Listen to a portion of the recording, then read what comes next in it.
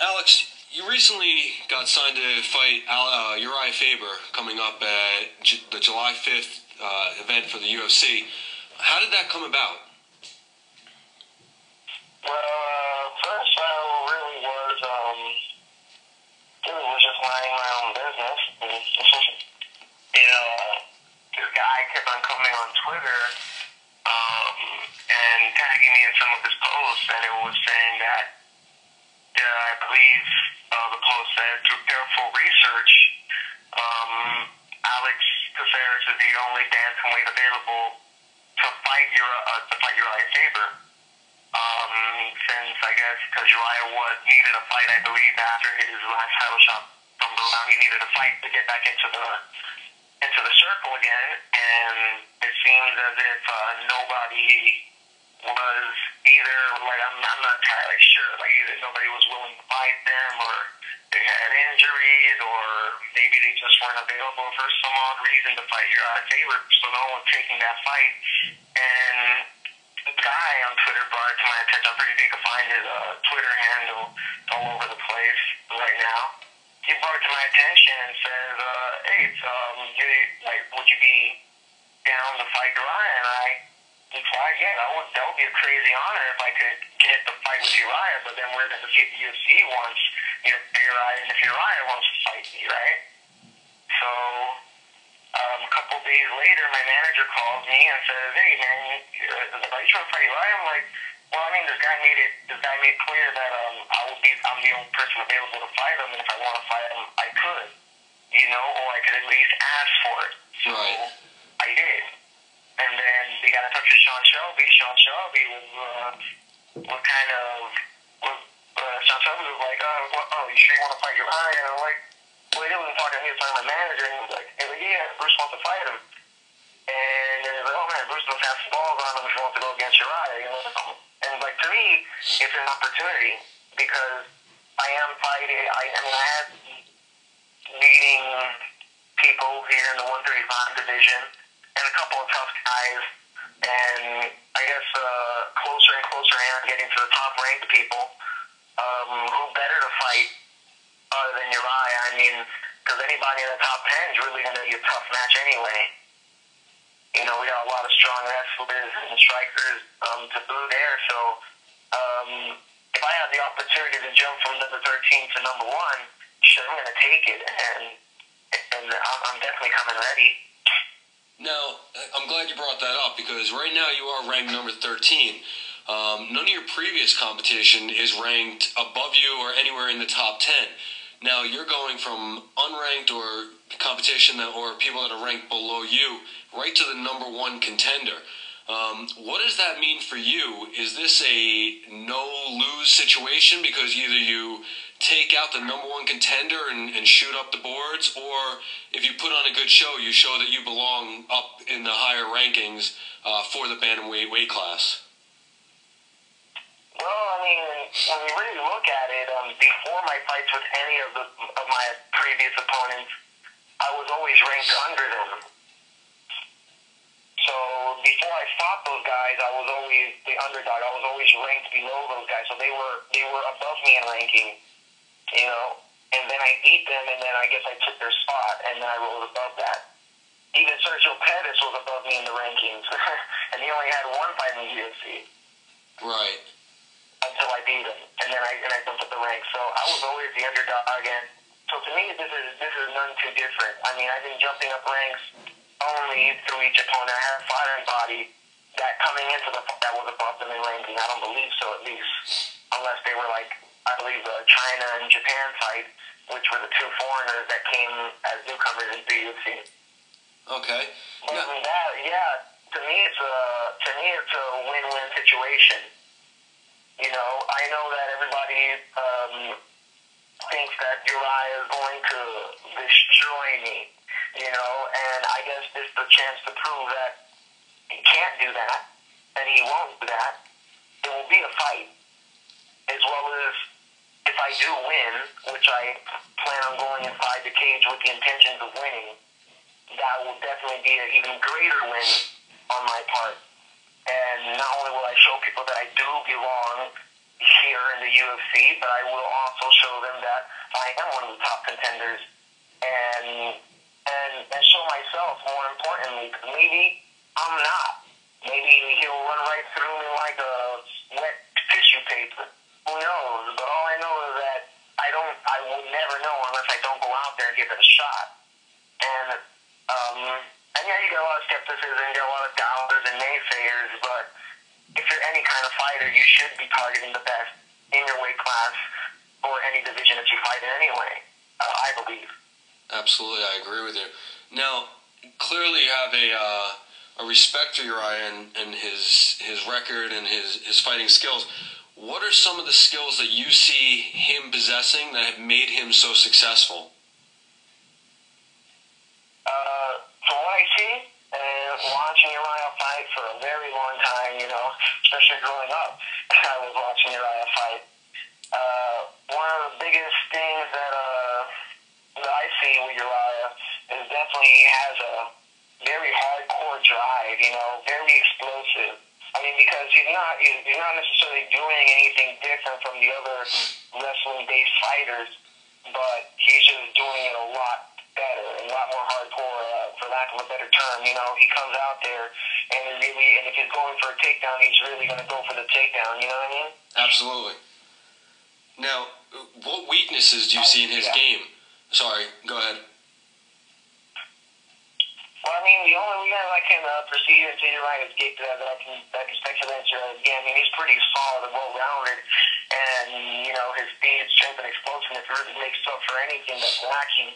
But I guess, technically wise, the striking aspect, I think I might have the advantage on that, so I can see where he will be looking to finish the fight on the ground and, out-wrestle me, which is his strong part. I guess putting his strength against my weakness, and I'll be doing the same thing, putting my strength against his weakness.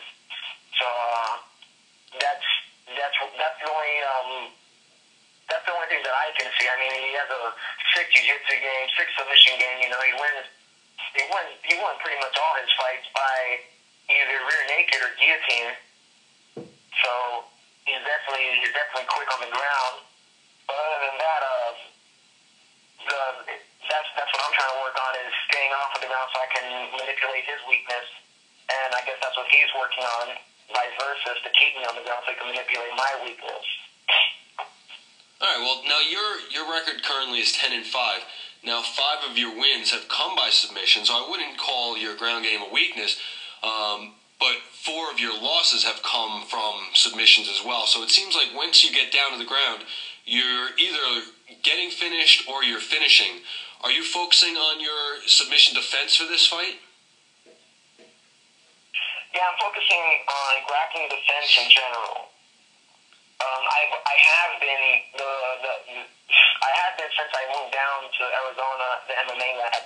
I've been working on a lot of my defense grappling in general. And a big part of that was working on my offensive grappling. The more offensively I was able to become more sound in grappling, the more I was able to defend, because, like that old saying goes, the best defense is an offense usually. So the more that I can attack the person, the less time he has to attack me in those submissions. So I've been working on that for a while now.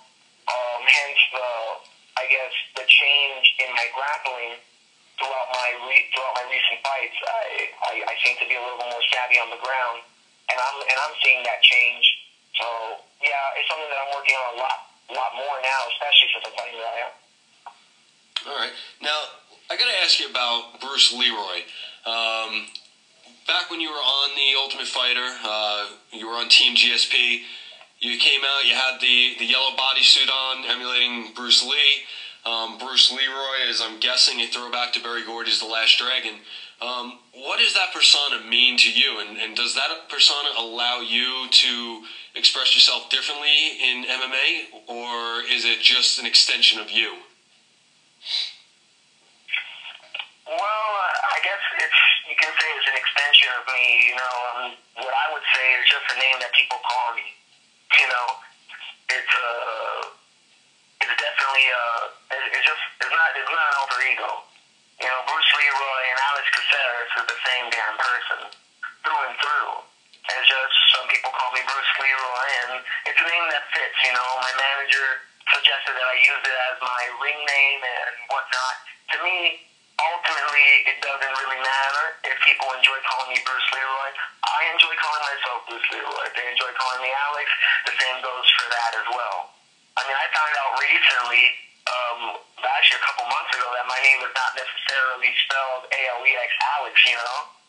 I actually found my certificate of live birth, which comes before the birth certificate, and it's, it's actually spelled A-L-I-X, you know, there was a misspellation in the certificate of birth and everything, so actually, my real name is not even my real name, so, you know, a name is a name, you know.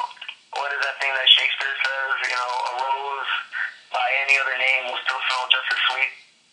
That's it. So when you're in the ring and when you're preparing for an opponent, what are some of the things that you try to focus on that you can control? Myself. That's it. I can only control myself. I can't control what this other guy is going to do. So, for instance, here's an example. If the guy is trying to take me down or is trying to lay on top of me and stay there, instead of trying to move this guy and trying to move his body, I'm going to start moving myself to get out of the situation, which I see a lot of people are not doing. Instead, they get trapped in a situation due to the other guy's will. They try to overcome this other person's will by trying to move his body. Well, here's something that I have to say about that. It's his body. You can't move it unless he really wants you to, or if he's like really tired and just is not that good, which you're not going to find in the UFC.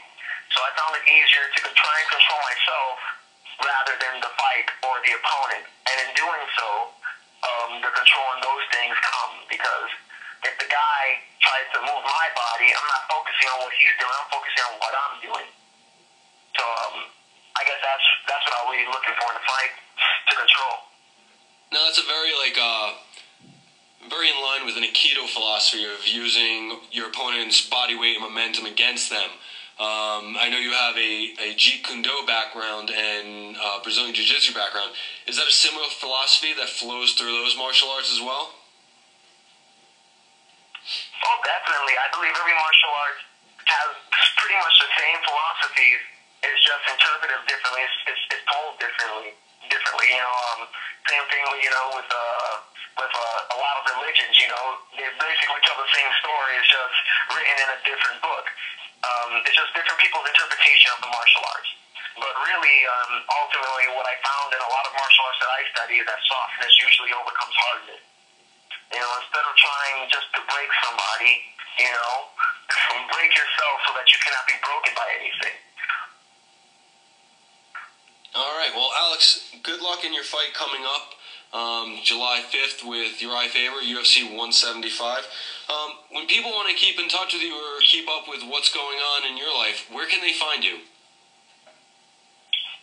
They can find me on Instagram, which is Alex_Bruce Leroy_Caceres. And the Leroy's with 2 E's. You can find me on Twitter @BruceLeroyGrow. And, you know, hit me over there. I'll get back to you. Usually I do pretty good about that nowadays. And you can get in touch with me, talk about diet, nutrition, martial arts, whatever stuff piques yours and my interest, you know? Absolutely.